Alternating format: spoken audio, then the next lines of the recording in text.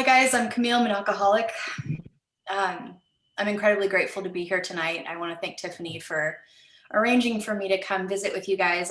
We've been trying to make it work for a while because my mom lives up in Sedona, so I get up that way every once in a while, but I'm grateful that we get to travel via the interweb to see each other. It reminds me that there's a vast network of loving and supportive alcoholics all over the place.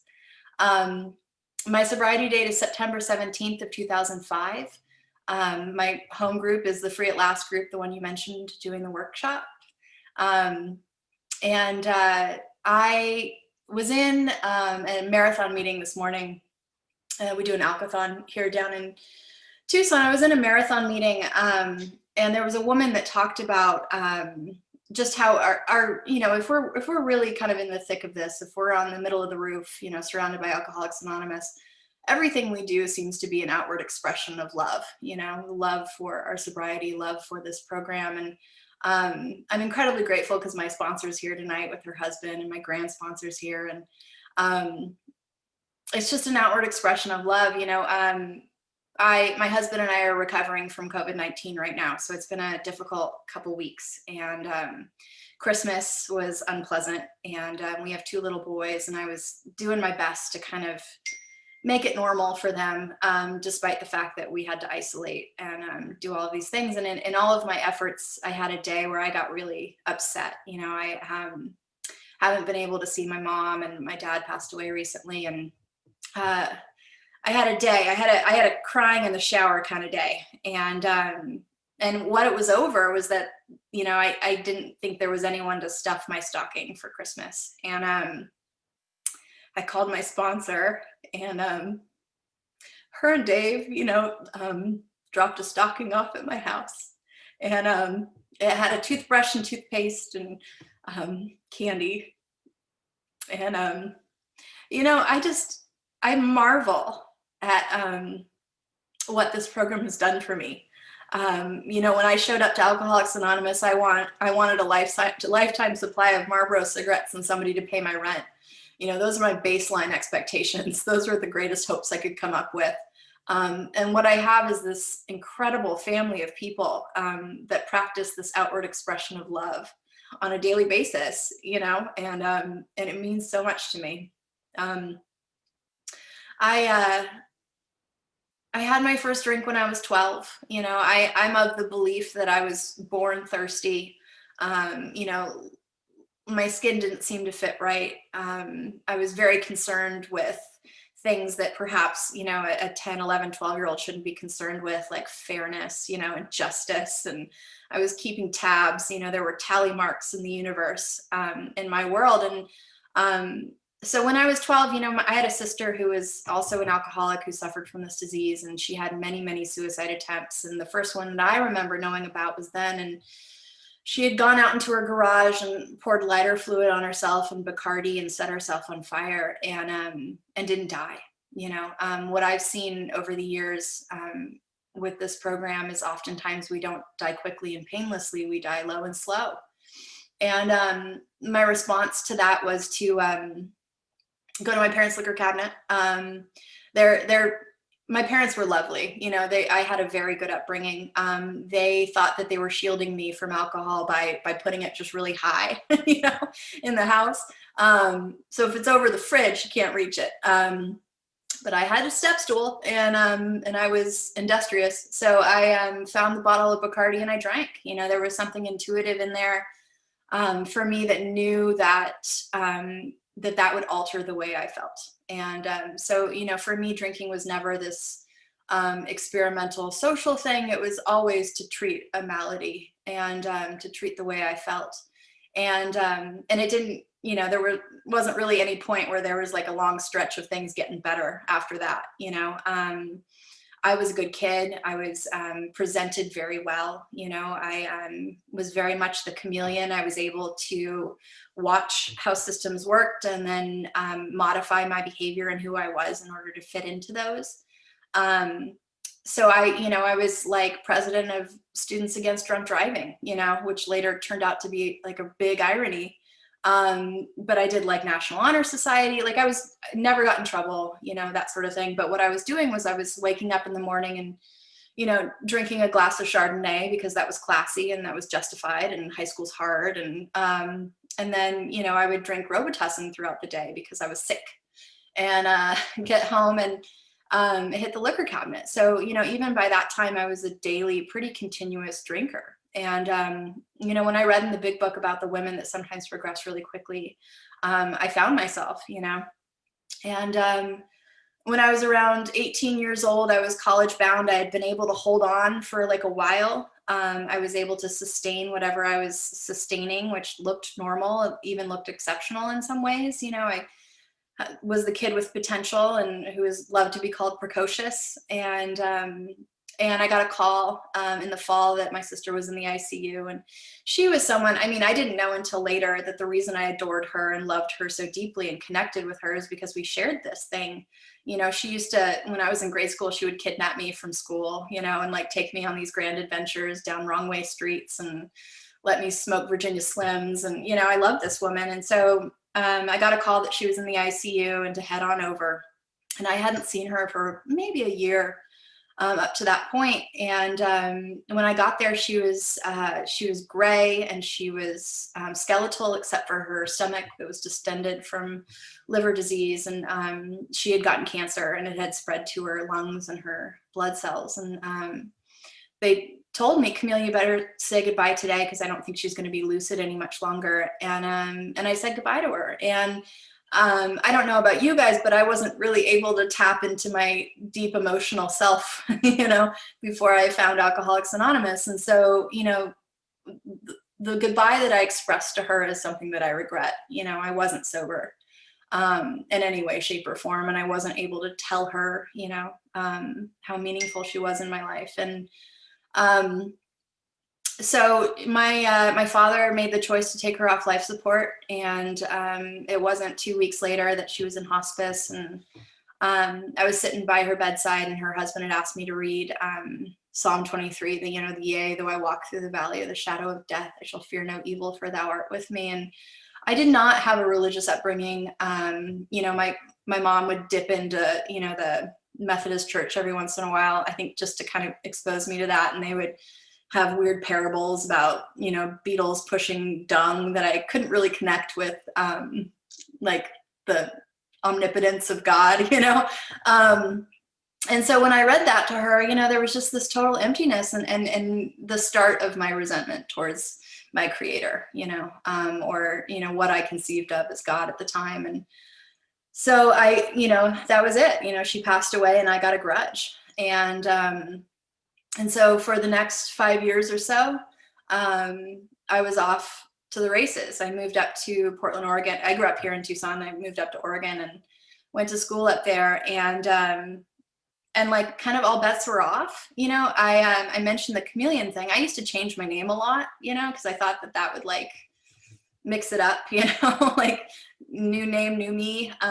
So I changed my name when I got up there, and there wasn't anybody really watching me. So I could kind of keep the bum jug of Carla Rossi under my desk, and I was continuously drunk or in some way altered for the next 5 years. And so what that looked like was I became agoraphobic really quickly, and I knew something was wrong, you know. I started, you know, down that road of trying to fix it. And I was really good at like reading the foreword and all sorts of self-help books, you know, because I thought that was like, I got the gist, you know, like I'm good, I get the message, but then I wouldn't read the rest of it and certainly not apply any of the self-helping.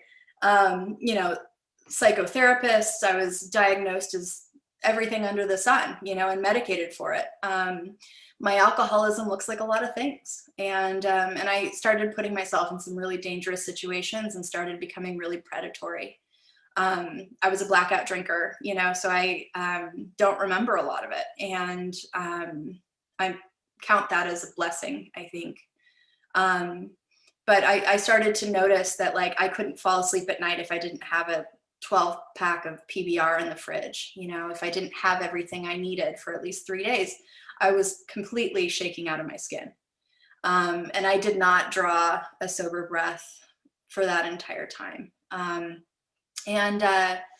So what happened for me is I woke up one Thursday morning and it was no different than any other morning. I had been beat up, and I don't remember the context for that. I had a busted lip and some bruised ribs, and I went and looked in my bathroom mirror to kind of assess the damage. And my eyeballs were yellow, and I was 21 years old and kind of out of answers.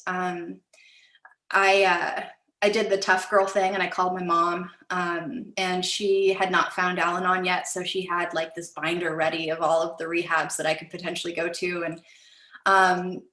And what was important about that 5-minute conversation was that when I was on the phone with her, I desperately didn't want to drink again, desperately. And it was probably the first time that I had really experienced that. And then I hang up the phone with her, and because I have this allergy of the body, because I had alcohol in my system, I was compelled to drink. There was no willpower. There was no choice for me. I lacked the power of choice. And that felt kind of stunning. But I came up out of a blackout on the road to rehab down here in Tucson. And I always think, like, if you're going to go detox, you might as well make them work for it. So I was like toasty. And we pull up to this place, and it was like, I lovingly call it the psycho spa. It was the place where you can do group therapy and then go get a massage and yoga and rock climb and pet the horses. And I made a really extensive like triggers list, that had some awesome stuff on it. Like I think cauliflower was on it. That's a trigger for me. And essentially I didn't understand that waking up, that my very existence was a trigger for me to drink, because I really didn't, despite the fact that they probably explained the disease concept to me, it didn't connect, and while I was there, I also did not hear anything about God. I'm sure they said something, that I needed a power greater than myself, but I really thought that if I got the right intensive outpatient, the right, protocol of SSRIs, that, that I'd be okay, that I could control and manage my sobriety. And I left there. There was there was a ceremony. I love graduation ceremonies in rehab. I love them. I think they're fantastic. It was one of those things where like there was a huge amphitheater and everybody would line up, and somebody was like banging the bongo drum, and all of the graduates, that week would walk up to this pit and throw these rocks into this pit. And when you threw one in, you'd say like alcohol gone, and like cocaine gone.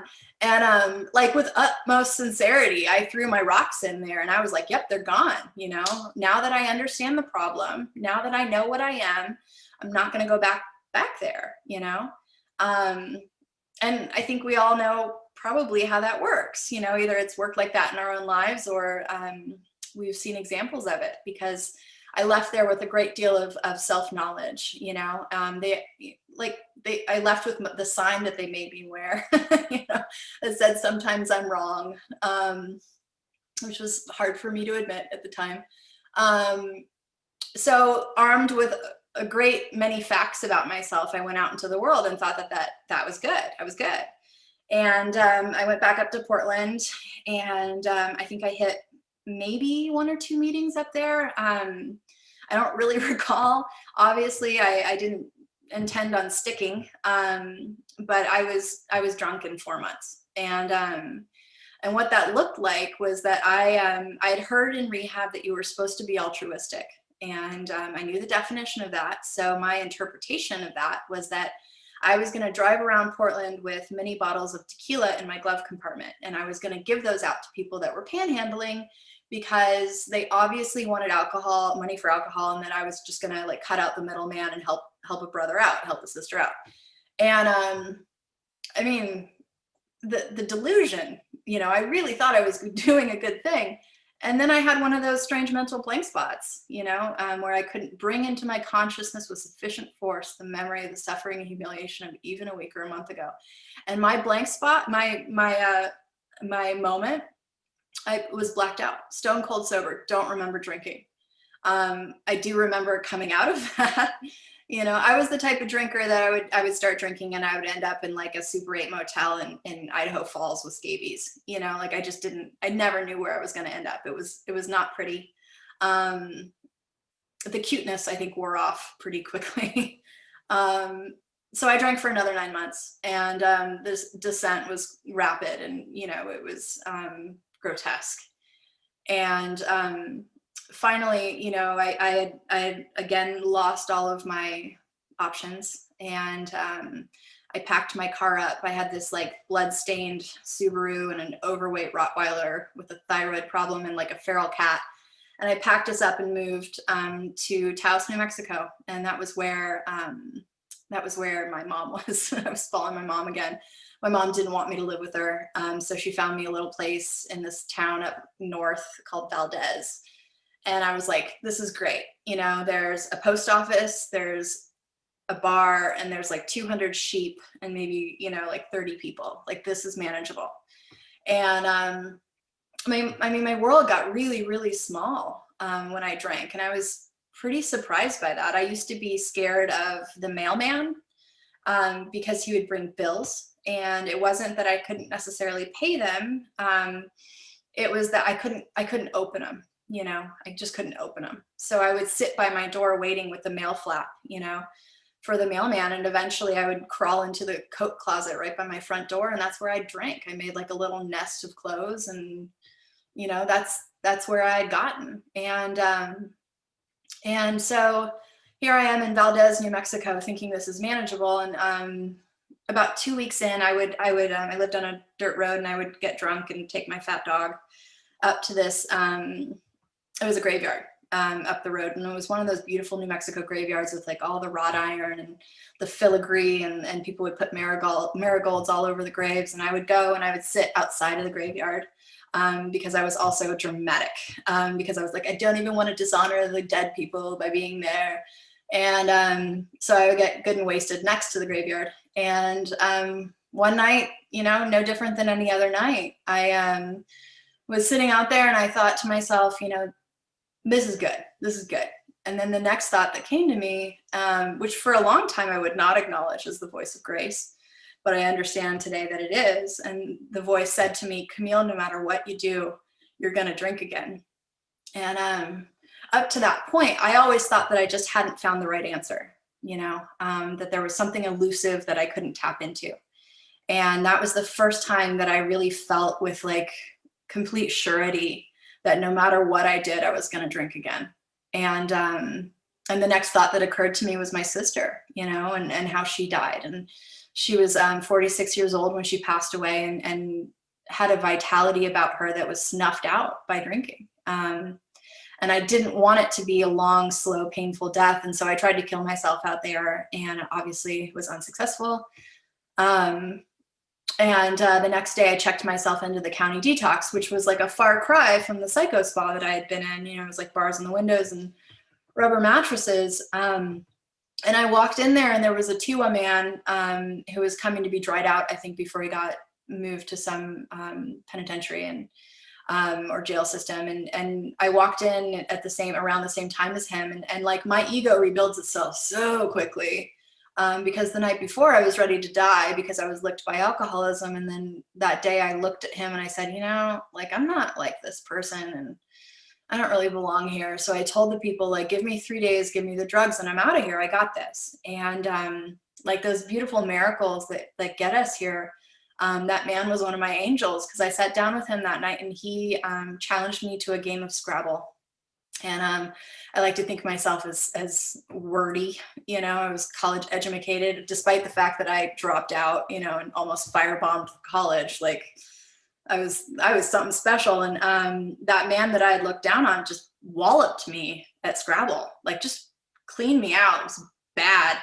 And I had this like really cool moment of being like, whoa, like maybe I'm not that smart. I'm a big believer that like I can have an academic understanding of the steps, but if I don't have an experiential education with this stuff, it's going to go in one ear and out the other. It's not going to make an impression on my heart. And that was a moment for me, a second step moment that I experienced before I ever understood the second step, when I was like, oh shoot, like maybe I don't have this. And the continuation of that experience was that I stayed for 7 days, and you guys came and found me. And it was a man named Richard Shea, and he's since passed. And he was just a curmudgeon, man. He had an oxygen tank. He was grumpy. I used to call him the Darth Vader of recovery in meetings, because he'd be like, and he was just a jerk, but he came in and he shared his story, and I heard the lengths that he had gone to overcome his alcoholism. And they were far and beyond what mine were. I mean, he had been like a whirling dervish, those people that like spin and spin and spin to create a hypnotic state. And the only thing that he had found was Alcoholics Anonymous. And so I had that experience of like, oh, I'm not that smart. I don't have this thing figured out. And then someone saying like, hey, this is what worked for me. And that got me through the door to my first meeting. And my first meeting, what I consider my first meeting, was the How It Works group in Taos, New Mexico. They meet every Tuesday, Thursday, and Sunday. It's a great group if you guys are ever over that way. And I walked, and I had the experience that some people have, not a lot, not everybody, but I walked through the door and I felt like I was home. And I remember how like the dust motes were moving through the light, from the window. And I remember where the posters were on the wall and where people were standing, and the sticky tablecloths that seemed to be a part of AA.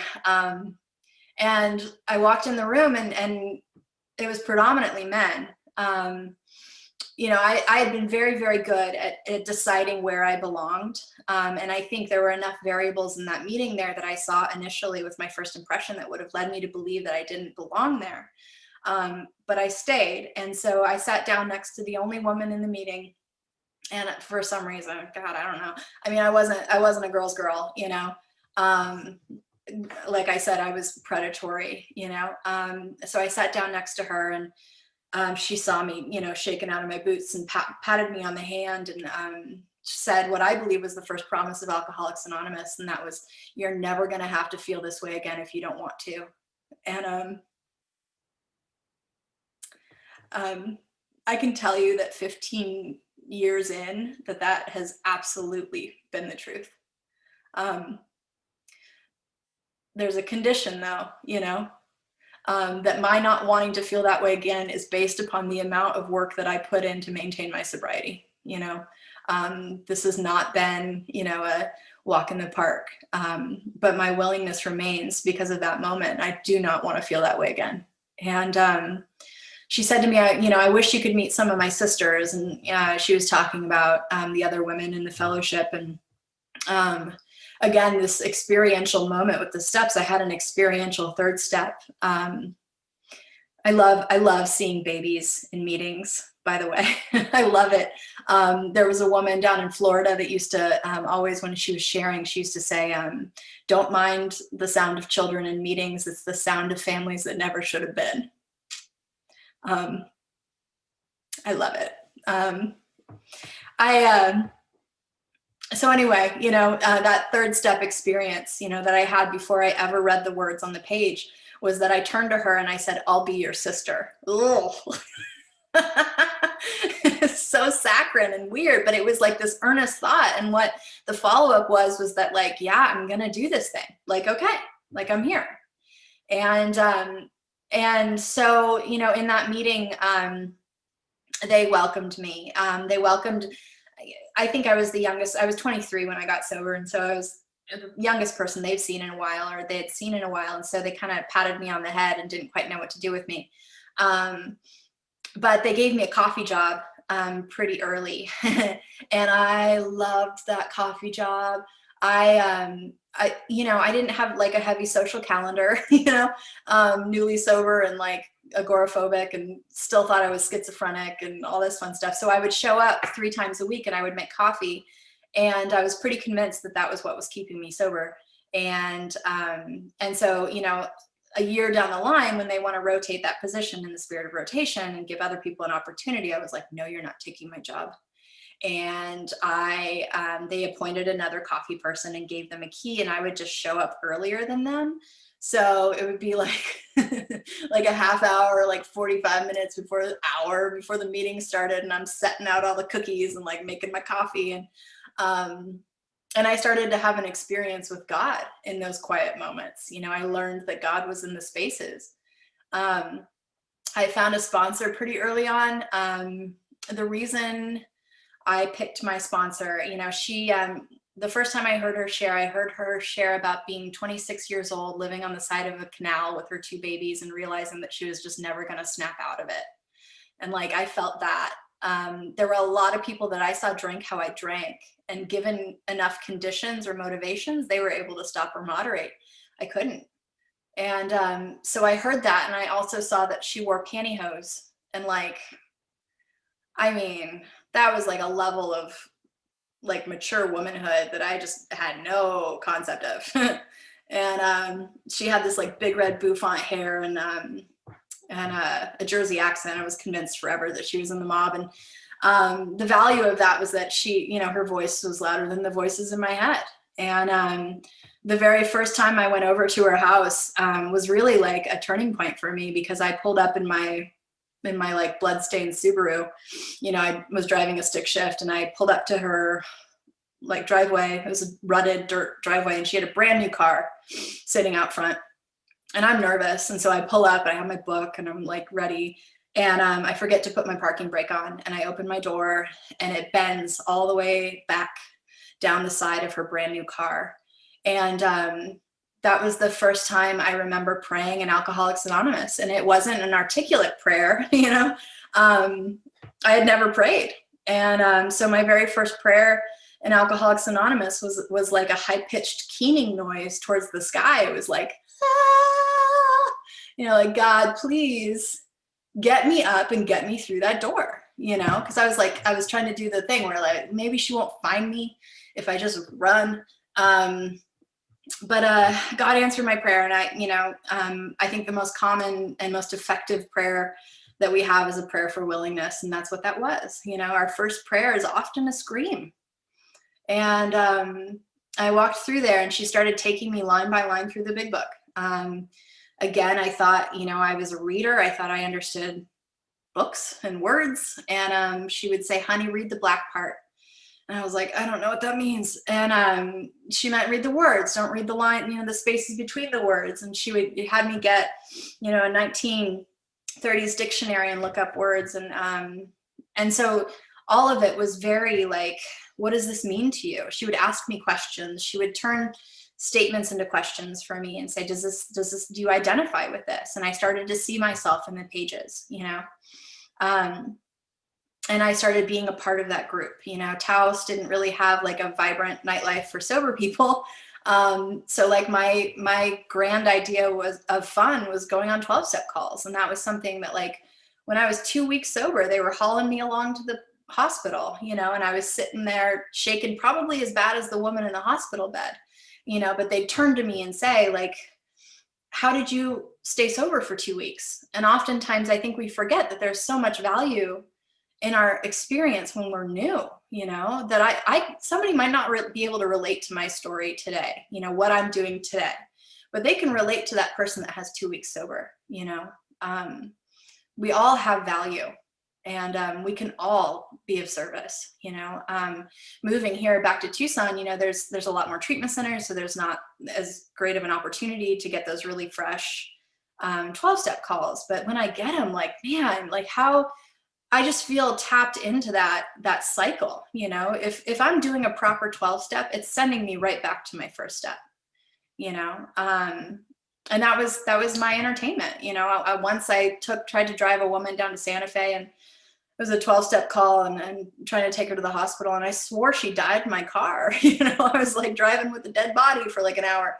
Not quite sure what was going on, you know, but it was always this experience. She wasn't dead. She was just passed out.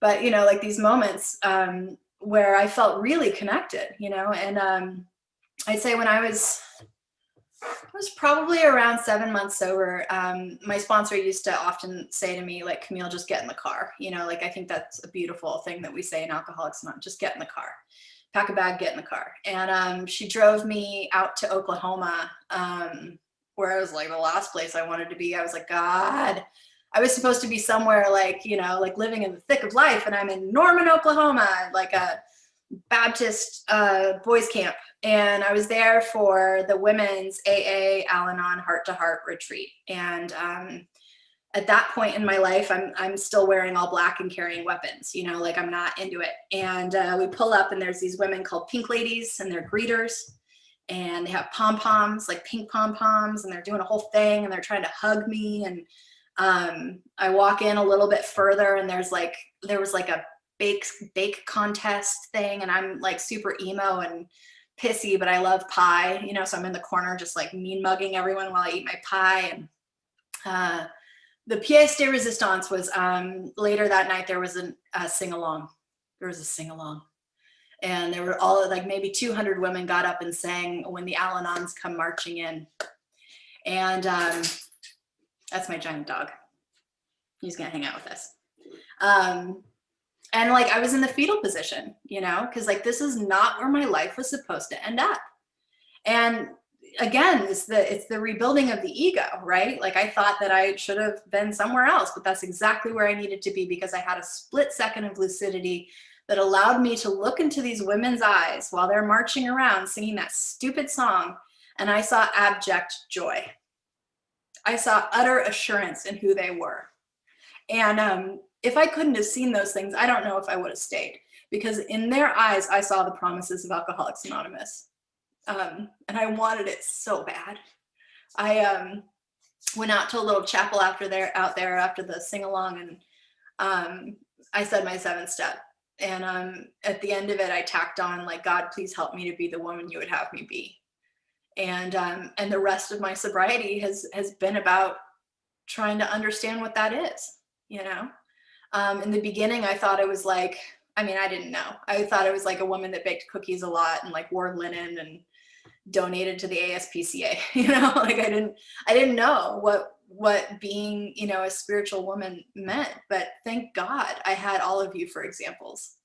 And thank you for not leaving, you know, because I don't know how to walk through stuff at 15 years sober, that you might know how to walk through.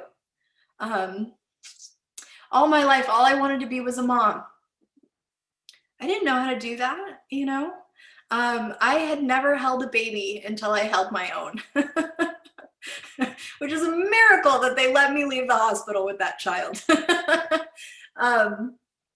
You know, but I learned through you guys, you know, like I got to learn how to be a daughter, and I got to learn how to be a sister and how to be a friend. You know, when I started making amends, I had to make an amends to my dad, you know, because when he had made the decision to put my sister on life support, I didn't talk to him for 2 more years. I was in such a weird place that I really thought that he killed her, you know, that he didn't give her a shot, you know, that he made a judgment call that was wrong. And so when I started, you know, getting to the 8th and 9th step, my sponsor directed me to reach out to him and start laying the groundwork for amends. And so what that looked like for me was that I sent my dad a bouquet of yellow roses on the anniversary of my sister's death, and a card that said, Dad, you know, I never told you how sorry I was for the loss of your daughter. Her death was mine, you know, it happened to me. It never occurred to me that my dad watched his daughter die of alcoholism and came really close to watching another. I couldn't empathize at all. I had no idea how. And, you know, I think the amends were really where I started to learn empathy. I had, you know, my grandmother had passed away when I was towards the end of my drinking. I was not a good granddaughter. I wasn't present. I was embarrassed by her age, and I certainly didn't step up and help my mom with that. And so because she had passed away, my sponsor used to be a really big fan of these active amends. And so what she had me do, she had me go volunteer in the assisted living and hospice facility in Taos. And I was basically like a glorified server, I guess. In lunchtime, I would just kind of go around and make sure everybody was okay. And while I was in there, I met a woman, and she had the same thing my grandmother had died from. She had supranuclear palsy. And while all this is going on, you know, like I'm coming up maybe on like 8-9 months of sobriety, and I'm like the AA police. Like I can quote traditions, you know, like you know I mean business. I am super educated in the steps, and I'm going to tell you about it. And there was this man in my home group who his name was Bill W. And I hated him like with a passion. And he would say the same joke every single time he shared. And he would wear really short shorts, and I didn't like him. And I would picture killing him every time he spoke. And so so I start volunteering in this hospice, and I meet this woman that has the same thing my grandmother had. And she can't look at me. She can't really talk at all. She can't, use her hands very well. And so one day she spilled her food, and I was going to help her clean up. And she was able to grab my hand, and she was able to look at me in the eye. And in that moment, I felt like a release, that something had been made right. And come to find out, like 2 weeks later, that woman was Bill's wife, and the instant that realization happened, any resentment I had towards that man left. And that was the first time I experienced empathy, that I could understand that this man was suffering, and that any opinion I had of him was unimportant, because I needed to allow him the grace and dignity of his own experience. If I'm not doing amends, I'm not getting that stuff. This isn't about like just saying, hey, sorry. This is about changing the impact I've had on the world, which is a really tall order, but that's where the psychic change happens. If I stand in my 8th step and say, I am willing to come to these people from a different footing as a different human being with the assistance of God, then my world changes, And so I love amends stories. Like, that's where God shows up, like in a really tangible form. And I moved to Tucson when I was about 1.5 years sober. And my sponsor gave me this beautiful pear tree and said, grow where you're planted. And I very quickly killed the pear tree. And but what I did was I sat my behind in meetings in Tucson, and I stuck. I tried to grow here, and it was difficult. And like I said, I was abrasive and probably had a lot of opinions, and it was not wearing sobriety like a loose garment. But I planted myself here, and I flourish, and a big part of that is like this gift that I've gotten of being called to serve as a sponsor. I've consistently had sponsees in my life since I was 9 months sober. And I absolutely don't think that I would have maintained sobriety if I hadn't had that. And the reason I don't think I would have is because I've struggled with God. I remember, I had these really like astounding spiritual experiences when I was newly sober, where I could feel the presence of God, and then they went away. And I was like, what am I doing wrong? And I started getting really angry, like the type of anger you feel in your joints. And I just kept trying to throw these human problems or human solutions at these big problems that weren't effective. So like, maybe I just need to meditate differently. And maybe if I just do another inventory, and all of it was this grasping, and it's like attempt to refine that connection with God that I had lost. And so how sponsees have served in my sobriety is that I'm able to sit across the table from them and watch them experience and see God for the first time. And that's how I have my faith. I don't have these profound religious experiences. I don't have these profound moments where I connect with God, but what I'm able to do is take that little sliver of a moment where I watch someone see God, and it's enough. And you know what? I'm not mad about it anymore. I used to be really pissed. I used to think that I was forsaken, and like, that's not it. This is just how I'm called to serve. And it sustains me, and part of, part of that type of service is that I've lost sponsees. And I think it's important to share those stories, because they're not here to share them anymore. And what I can say across the board is that people that are unwilling to change don't make it. And so I've had to, stand in those funerals and hug the parents, and know that there wasn't anything I could do, but wanting desperately to believe that I could have done something, And but what I get is the gift of continuing on, right? I'll wrap up with a story. I got to have this really cool, experience with my father as a result of my sobriety. That we get to be a strong link in the chain, and he got exposed to Alcoholics Anonymous through me. He never, went to a meeting for himself. He didn't go to Al-Anon. What he got was Alcoholics Anonymous through his kid. And when I was around a year sober, he showed up. He came down, he was living in Denver. He came down to Taos, and they threw a big party, and everybody was going around sharing. And my dad stood up, and he was a child of the Depression. He was a Navy man. He was stoic. I had never seen him cry. And, when at his daughter's funeral, I didn't see him cry. And he stood up and he said the Irish blessing, may God hold you in the palm of his hand, and wept, and thanked Alcoholics Anonymous, thanked you for delivering his child back to him.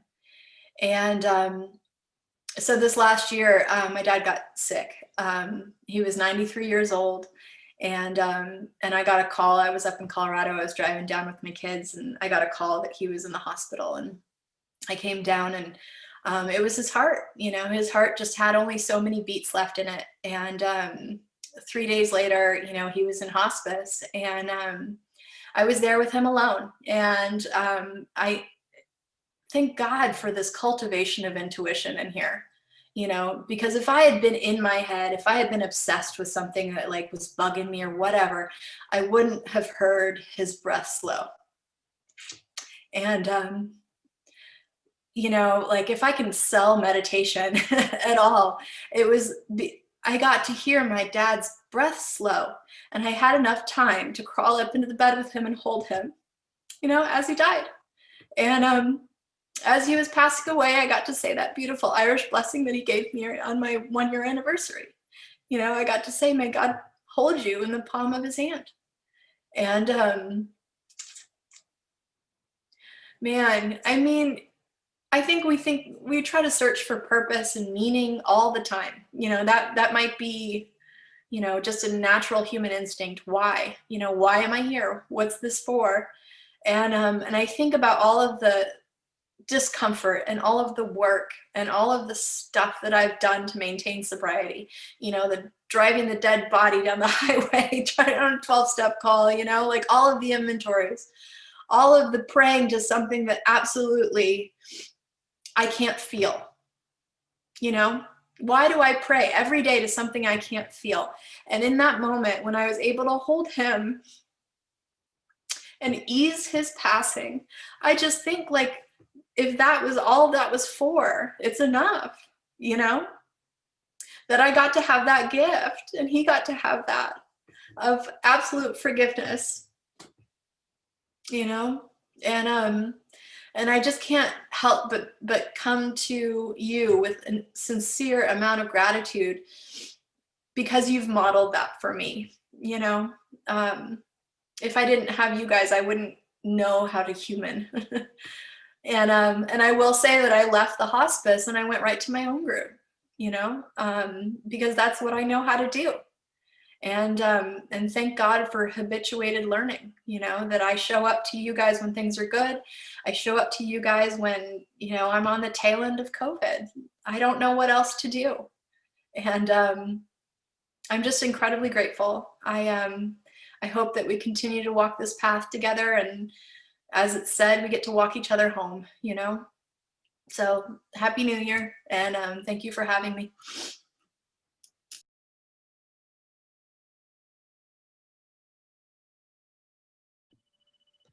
Thank you, Camille. Now we're going to have Paul is going to read